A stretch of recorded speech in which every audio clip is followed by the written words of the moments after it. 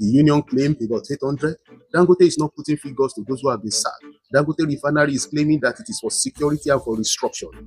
And you know that if a private organization starts to sack their staff for joining union, it's also part of security. He's claiming security and for restructuring. They've sacked over 800. Now, in reaction to sacking of over 800, PENGASSAN is calling for another strike. They are claiming it is lawful. They are claiming it's not unlawful. They claim and counter-claim. But one thing is sacrosanct. Dangote Refinery is a private refinery, and their utmost goal is to maximize profits. The same way PENGASSAN as a union backed by law can hold the federal government at jugular. It's not possible with a private refinery. The private refinery is not doing it for God's sake. It's not doing it for Nigerians' sake. The private refinery is doing it to maximize profit while it's taking care of clients and customers. So to what extent can PENGASSAN have influence over a private refinery? That's a big question to answer.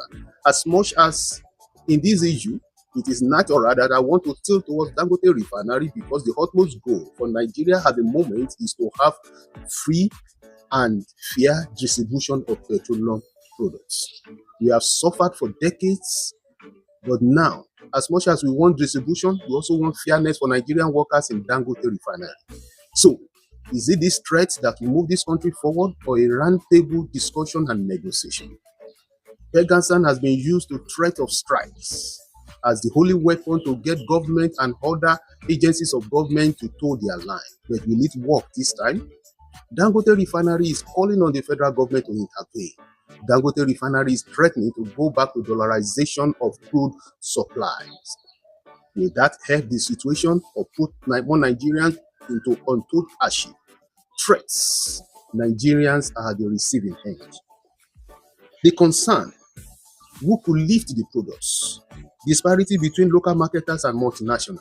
Disparity between the staff of Dangote refineries. The union claimed the expatriates are being favored against the local workers. What are the way forward for all these issues? Nigerians, like I said, are the receiving end. Must we always be at the receiving end of any labor disputes? Why is it in Nigeria that unless Nigerians are made to suffer, there are no resolution to labor disputes? Why must it get to crisis level before there are interventions, whether from government or for the relevant agencies of government? I think the Court of Arbitration should visit this. The labor's law, according to PENGASSAN, have been trampled upon by Dangote Refinery. And that's why I said as much as we want Dangote Refinery to keep supplying fuel, so that the issue of fuel scarcity will be a thing